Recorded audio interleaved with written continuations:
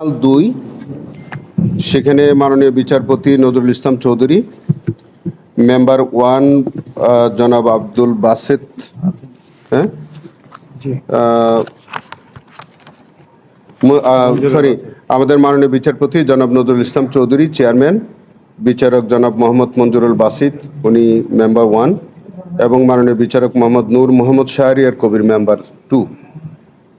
এই আন্তর্জাতিক অপরাধ ট্রাইব্যুনাল 2-এ আমরা একটা ফর্মাল চার্জ দাখিল করেছি।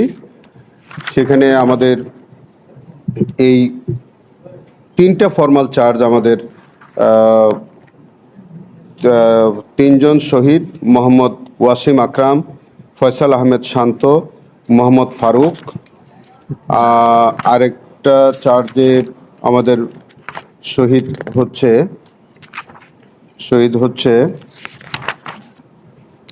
শহীদ তানবীর সিদ্দিক, মোহাম্মদ সাইমন ওরফে মাহিন, হৃদয়চন্দ্র তরুয়া। এই 6 জন হচ্ছে নিহত। আর আহত হচ্ছেন জাহিদ হাসান, আব্দুল কাদের ওরফে সাইল, আসিয়া খাতুন, সানজিদা সুলতানা ঝিনু, আব্দুল্লাহ লুবাব। এই 3টা চার্জ আমরা এনেছি। সর্বমোট আসামি হচ্ছে 22 জন, সর্বমোট আসামি 22 জন। 22 জন আসামিদের মধ্যে আমি নামগুলি একটু আপনাদেরকে পড়ে শোনাই। সেটা হচ্ছে ডক্টর মোহাম্মদ হাসান মাহমুদ চৌধুরী, মহিবুল হাসান চৌধুরী নাওফেল, ABM ফজলে করিম চৌধুরী, আজম নাসির উদ্দিন, রেজাউল করিম চৌধুরী, মোহাম্মদ মহিউদ্দিন বাচ্চু, হেলাল আকবর চৌধুরী বাবর, মোহাম্মদ নুরুল আজিম রনি রুফে রনি, শৈবাল দাস সুমন, মোহাম্মদ ফিরোজ, আবু সালেক, মোহাম্মদ এসরারুল হক এসরাল, HM মিঠু ওরফে নুরুল হুদা মিঠু, নূর মোস্তফা টিনু, দেবাশিস পাল দেবু, মোহাম্মদ জমির উদ্দিন ওরফে পারভেজ, আজিজুর রহমান ওরফে আজিজ, SM ইমরান হাসান ওরফে ইমো, জাকারিয়া দস্তগীর, মোহাম্মদ মহিউদ্দিন ফরহাদ ওরফে মহিউদ্দিন, সুমন দে এবং তৌহিদুল ইসলাম ওরফে হবি তৌহিদ ওরফে ফরিদ। আপনারা জানেন যে এই আসামিদের উস্কানি, ইন্ধন, তাদের নির্দেশনা এবং তাদের প্রত্যক্ষ এবং পরোক্ষ অংশগ্রহণে একটি চট্টগ্রামে 6 জন নিহত হন, তাদেরকে খুন করা হয় এবং 6 জনকে প্রায় তো বাকি কয়জন 5 জনকে আহত করা হয় তাদেরকে। সেই ঘটনায় সারা বাংলাদেশে একটা আলোচিত ঘটনা ছিল এবং আমাদের সেখানে দীর্ঘ তদন্ত শেষে আমরা তাদের বিরুদ্ধে সাক্ষ্য প্রমাণ পেয়েছি। তাদের বিরুদ্ধে পুলিশ ইনভেস্টিগেশনের পরে রিপোর্ট সাবমিট করা হয়েছে। তারই পরিপ্রেক্ষিতে আমরা ট্রাইব্যুনাল 2-তে আমরা ফর্মাল চার্জ দাখিল করেছিলাম।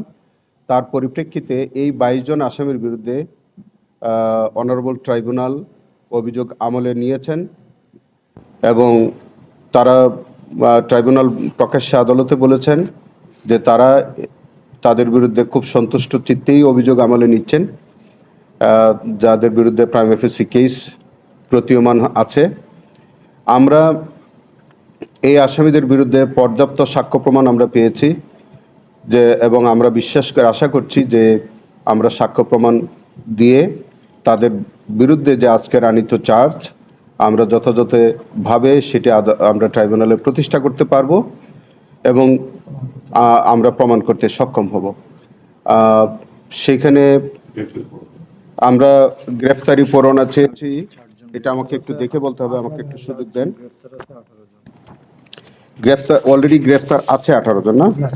ও সরি 1 মিনিট, আমি একটু দেখে বলি আপনাদেরকে। আমরা গ্রেফতার আছে হচ্ছে ABM ফজলে করিম চৌধুরী, আজিজুর রহমান, মোহাম্মদ ফিরোজ এবং তৌহিদুল ইসলাম ওরফে হরি তৌহিদ বা ফরিদ। এই 4 জন তারা অলরেডি গ্রেফতার আছে। তাদেরকে আমরা প্রোডাকশন ওয়ারেন্ট চেয়েছি। আর গ্রেফতারি পরোয়ানা চেয়েছি আমরা আজম নাসির উদ্দিন, মোহাম্মদ রেজাউল করিম চৌধুরী, হেলাল আকবর চৌধুরী বাবর, মোহাম্মদ নুরুল আজিম রনি, শৈবাল দাস সুমন, আবু সালেক, মোহাম্মদ এসরাল হক ওরফে এসরাল, এইচ.এম. মিঠু ওরফে নুরুল হুদা মিঠু, নূর মুস্তফা টিন, দেবাশিস পাল দেবু, জমির উদ্দিন ওরফে পারভেজ, জাকারিয়া দস্তগীর, আসামি সুমন দে এবং মোহাম্মদ মহিউদ্দিন ফরহাদ ওরফে মহিউদ্দিন, এদের বিরুদ্ধে আমরা গ্রেফতারি পরোয়ানা চেয়েছি। এবং ডক্টর হাসান মাহমুদ চৌধুরী, মহিবুল হাসান চৌধুরী, তাদের বিরুদ্ধে আমরা গ্রেফতারি পরোয়ানা চেয়েছি। আমরা মহিউদ্দিন বাচ্চু, কি বলে আরেকজন হলে এস.এম. ইমরান হাসান ইমু, তাদের বিরুদ্ধে গ্রেফতারের পরোয়ানা চেয়েছি। এবং আদালত আমাদের সবগুলো প্রেয়ার মঞ্জুর করেছেন, অভিযোগ আমলে নিয়েছেন, গ্রেফতারি পরোয়ানা জারির আবেদন মঞ্জুর করেছেন, প্রোডাকশন ওয়ারেন্ট যে আবেদন সেটাও মঞ্জুর করেছেন। আগামী 19/4/26 তারিখে পরবর্তী তারিখ, সেই দিন আমাদের সাক্ষীর কার্যক্রম শুরু। আমাদের ওই যে এক্সিকিউশন রিপোর্ট প্রাপ্তি সাপেক্ষে আমাদের বিচারের কার্যক্রম শুরু হবে। আর কিছু? Thank you.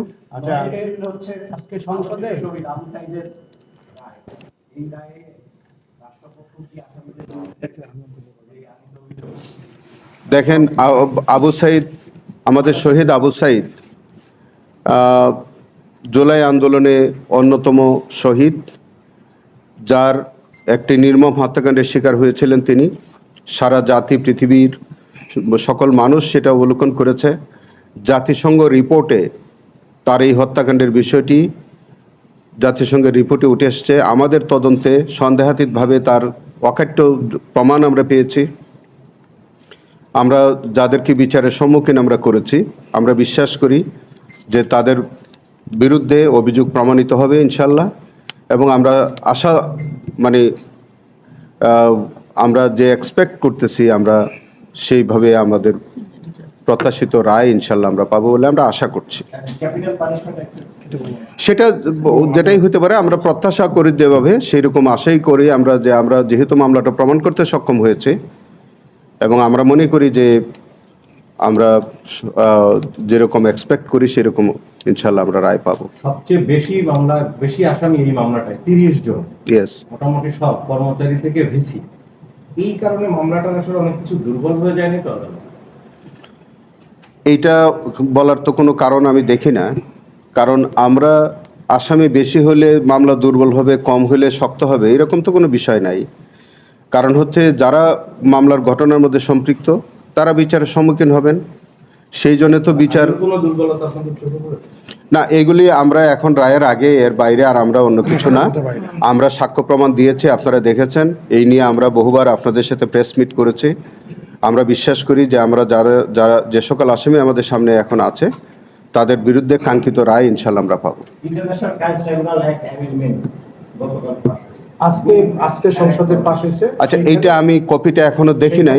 গুমের অংশটা ট্রাইব্যুনালের আইনের সাথে যুক্ত করা হয়েছে এবং এর মধ্যে আইনমন্ত্রী বলেছেন সংসদে যে এর মধ্যে যে সরকার যে কতটা প্রতিশ্রুতিবদ্ধ এই বিচার করার জন্য গুমের, সেটা প্রমাণিত হলো।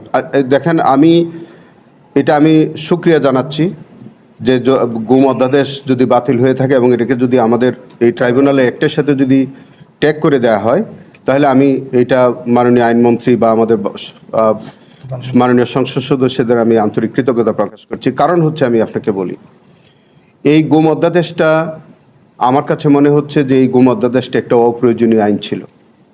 গুম হওয়ার ক্ষেত্রে যে অপরাধটা, গুম অধ্যাদেশের আওতাধীন যে অপরাধটা ছিল, সেটা ইতোমধ্যেই আমাদের আইনে সেটা সংবিধিবদ্ধ ছিল।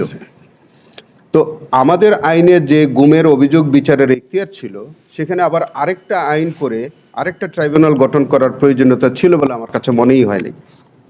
সেই কারণে আমি অন্তত পক্ষে ব্যক্তিগতভাবে আমি শুরু থেকেই আমার কাছে মনে হয়েছিল যে এই গুম অধ্যাদেশ যেটা করা হয়েছিল এটা অপ্রয়োজনীয়।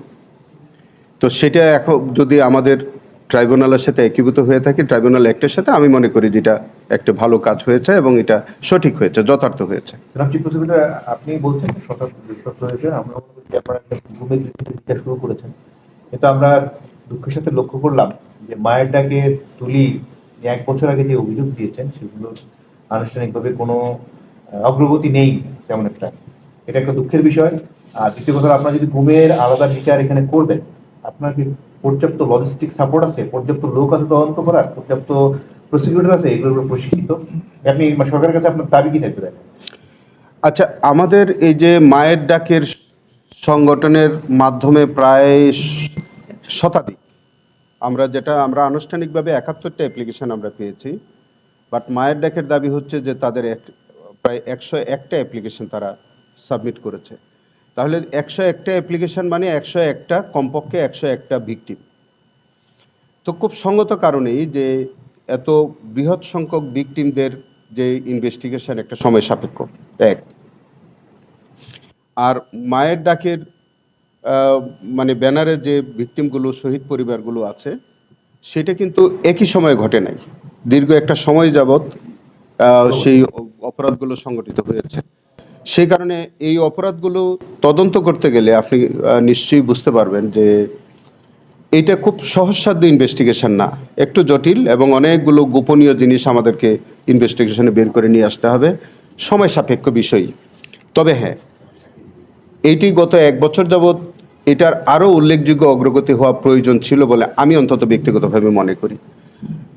আমি ব্যক্তিগতভাবে যখন এই প্রসিকিউশনের দায়িত্বে আসি নাই, তখন আমি প্রত্যাশা করেছিলাম যে মায়ের ডাকের যে অভিযোগগুলো সেগুলো অগ্রাধিকার ভিত্তিতে সেগুলো ইনভেস্টিগেশন হবে। যে কোনো কারণেই করা যায়নি। তো আমি গতকালকে আমার মায়ের ডাকের যারা ভিকটিম পরিবারগুলো আমার সাথে দেখা করেছে, আমি তাদেরকে আশ্বস্ত করেছি এইভাবে যে অন্তত আগামী 1 মাসের মধ্যে উল্লেখযোগ্য একটা অগ্রগতি ইনশাল্লাহ আমরা তাদেরকে দেখাতে পারবো। এবং আমরা দৃশ্যমান কার্যক্রম গতকালকে থেকে আমরা শুরু করেছি। মায়ের ডাকের প্রত্যেকটা ইনভেস্টিগেশন আমরা ইন্ডিভিজুয়ালি করব, এবং আশা করি ইনশাল্লাহ আগামী 1 মাসের মধ্যে একটা উল্লেখযোগ্য অগ্রগতি ইনশাল্লাহ আপনাদেরকে আমরা দেখাতে পারবো। আলাদা আলাদা সেল করবেন কিনা, মানে আলাদা এখানে এটা কি প্রক্রিয়াটা আপনাদের কাছে আমি বলতে পারছি না এখন, সরি, কারণ এটা বলা সঙ্গত হবে না। এটা আপনারা জানেন যে আমাদের এই ইন্টারন্যাশনাল ক্রাইমস ট্রাইব্যুনাল অ্যাক্ট 1973 অথবা রুলস যেটা আমাদের আছে, রুলস অ্যান্ড প্রসিডিউর, আমরা অনেক কিছু আপনাদের কাছে প্রকাশ্যে বলতে পারবো না। এটার জন্য আপনারা আমাদেরকে নিশ্চয়ই ক্ষমা সুন্দর দৃষ্টিকে দেখবেন যে অনেক তদন্তের বিষয় আপনাদের কাছে আমরা ইচ্ছে করে প্রকাশ করতে পারছি না, করবও না। কারণ আমাদের তদন্তের কিছু কৌশল আছে, অনেকগুলো বিষয় আছে যেগুলোতে আমাদের যারা পারপেট্রেটর আছে, অপরাধীরা আছে, তারা অনেক কৌশল জেনে গেলে আমাদের তদন্তে ব্যাঘাত ঘটে। সেই সব কারণে আমরা অনেক কিছু আপনাদের কাছে আমরা প্রকাশ করতে পারবো না বা করবও না। আপনারাও ইনশাল্লাহ, আমি মনে করি যে আপনারা আমাদেরকে ইনসিস্ট করবেন না এই বিষয়ে। যেগুলো প্রকাশ করার মতো ইনশাল্লাহ অবশ্যই সবগুলো আপনাদের কাছে আমরা প্রকাশ করব। আর যেগুলো আমরা প্রকাশ করতে পারবো না মনে করবেন, সেগুলো মনে করবেন যে তদন্তের স্বার্থে অথবা বিচারের স্বার্থে আমরা ওগুলো প্রকাশ করছি না। তবে আমি যেটা বলছি, যেটা আমাদেরকে বললেন আপনি, যে লোকবলের সংকট বলেন, ট্রাইব্যুনাল সংকট বলেন, এরকম বিষয়, এটা তো বটেই। আমাদের এটা তো আপনি দেখেন সারা বাংলাদেশে আমাদের জুরিডিকশন। আমরা যদি সবগুলো অভিযোগ যদি আমরা কালেক্ট করে আমাদের এখানে নিয়ে আসি, তা আমাদের কয়েকশো না, কয়েক হাজার মামলা হয়ে যেতে পারে। তো সঙ্গত কারণে আমাদের এখন যে লোকবল বা যে সেট আপ আছে, তাদের উপরে তো এখন ওভারবার্ডেন আমরা আছি। আমরা দেখেন, আমরা সারা দিন এখানে কাজ করি। আমরা এখানে বসে তদন্তের কাজ করতে হয়। আমাদের যে তদন্ত সংস্থা আছে, ওনাদেরকে আমাদের সার্বক্ষণিক আমাদের সহযোগিতা করতে হয়। ওনারা দফায় দফায় আমাদের কাছে আসেন, আমরা তাদেরকে সহযোগিতা করি। আমরা ট্রাইব্যুনালে বিচার কার্যক্রমে অংশগ্রহণ করি, এবং অনেকগুলো বিষয় আছে যেগুলি আমরা কিন্তু সারাদিন বসে আমরা কাজ করি। আমরা সারাদিন ওখানে দেখবেন যে সন্ধ্যার আগে আমরা কোনো প্রসিকিউশনের সদস্য আমরা যেতেও পারি না। সারাদিন আমরা কাজ করি। আমাদের তদন্ত সংস্থায় যারা আছেন তারাও একইভাবে আমরা কাজ করে যাচ্ছি। আমাদের আরও কিছু বিষয় আছে, আমাদের সারা বাংলাদেশে আমাদেরকে ভিজিট করতে হয়, আমাদের স্পটগুলো দেখতে যেতে হয়, সেখানে আমাদের ভিকটিম পরিবারের সাথে কথা বলতে হয়। ইতিমধ্যে আপনারা জানেন যে আমরা এই যে আগামী 11 তারিখ আমরা নরসিংদীতে, সেখানে আমাদের প্রায় 16 বা 18 জন শহীদ হয়েছে। সেটা একটা বিশাল ইনভেস্টিগেশন। আমরা স্পটে আমাদের প্রসিকিউশন টিম, আমাদের তদন্ত সংস্থার লোকজন, আমরা ব্যক্তিগতভাবে আমরা আগামী 11 তারিখে আমরা যাচ্ছি। এরকম করে আমাদের প্রায় অনেকগুলো জেলাতে আমাদের অনেক পরবর্তী কর্মসূচি আছে। এইভাবেই কিন্তু আমরা আসলে আমাদের কাজগুলো করে যেতে হয়, যার কারণে আমাদের একটু কোনো ক্ষেত্রে আমাদের একটু সময় লেগে যায় হয়তো। এটা আমাদের ইচ্ছাকৃত না। আমাদের এই মানে তদন্তের যে ব্যাপকতা, এইগুলা করবার ক্ষেত্রেই হয়তো আমাদের একটু সময় লেগে যায়, অন্য কিছু না। আপনারা যে ফ্যাক্ট ফাইন্ডিং একটা কমিটি করেছিলেন, এই প্রশ্নটা এই জন্য, যাকে কেন্দ্র করে মোটামুটি সবচেয়ে বেশি হলো চিটাগাং ফজলে করিম চৌধুরী এই মামলার আপনার চার্জভুক্ত আসামি। জি। তো তিনি তো আসামি হয়ে গেলেন, এখন ওই আপনাদের যে কমিটি যেটা ইন্টারনালি আপনারা তদন্ত করছিলেন তা আসলে কি পেলেন? অনেকদিন তো হয়ে গেল। না, আমরা ফ্যাক্টস ফাইন্ডিং কমিটিতে কি পেয়েছে না পেয়েছি তো আপনাদের কাছে এখন বলবো না। তবে যেটা হচ্ছে, আমরা ফ্যাক্ট ফাইন্ডিং কমিটির যে রিপোর্টটা এই মাসের মধ্যেই আশা করি ইনশাল্লাহ আমরা দিতে পারবো।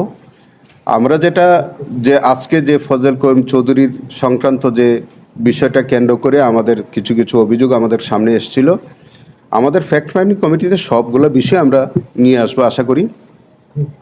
আপনাদের মাধ্যমে আমি পরিষ্কার একটা মেসেজ দিতে চাই যে অতীতে আমাদের ত্রুটি বিচ্যুতি যদি কোনো কিছু হয়েও থাকে, সেখান থেকে আমাদেরকে ভবিষ্যতের জন্য আমাদের শিক্ষা নিতে হবে।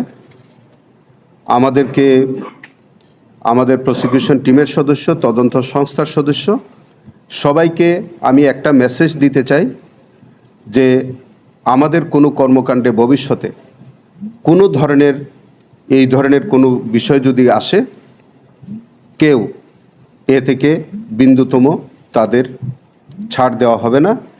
আমাদের সর্বাগ্রে আমাদের এই ট্রাইব্যুনালের ইমেজ, আমরা আমাদের এই ট্রাইব্যুনালের ইমেজ রক্ষার জন্যে আমরা কেউ কোনো অপরাধ, কেউ কোনো ধরনের ত্রুটি বিচ্যুতি হলে সেটা আমরা ছাড় দেব না, এবং এটা আমাদের খুব ক্লিয়ার মেসেজ। আমরা বরাবরই আমি বলে আসতেছি, ভবিষ্যতে একই বক্তব্য। আমাদের ফ্যাক্ট ফাইন্ডিং কমিটিতে হয়তো সেই মেসেজটা আমরা ক্লিয়ারলি আরও বলে দেব। আবু সাইদের রায়কে সম্প্রচার করবেন সরাসরি? আচ্ছা, আবু সাইদের রায় জাজমেন্ট সম্প্রচারের বিষয়টা কিন্তু আমাদের আইনে নাই। আমাদের আইনে আছে যে কোনো প্রসিডিং আমরা সরাসরি সম্প্রচার করার একটা বিধান আছে। তো তারপরেও কোনো কোনো রায় হয়তো আমরা সরাসরি সম্প্রচার করতে পারি, না করতে পারি, সেটা আমরা এখনও চিন্তা ভাবনা করি নাই। আমরা চেষ্টা করে চিন্তা করে দেখি যে আমাদের কোনটা সরাসরি সম্প্রচারে যাব, কোনটা যাব না। যদি